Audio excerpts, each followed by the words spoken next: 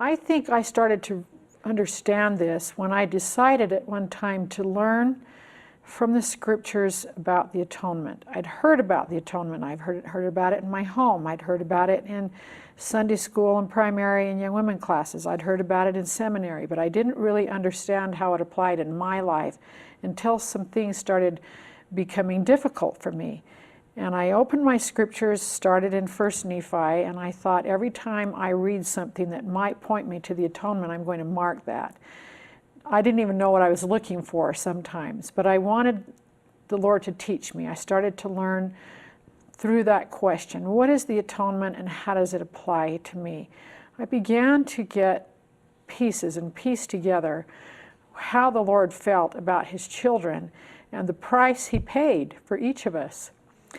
That I began to understand what he meant when Isaiah says, with the Lord's voice, talking about him, that he was a man of sorrows and acquainted with grief. And that sentence just stayed in my mind. The Lord was a man of sorrows and acquainted with grief. He knows us, and he knows our trials. That's the first thing that comes to my mind now when something becomes difficult, that the Lord knows about sorrow and grief. And I might feel completely alone in this trial, but I'm not alone because I know he's acquainted with how I'm feeling.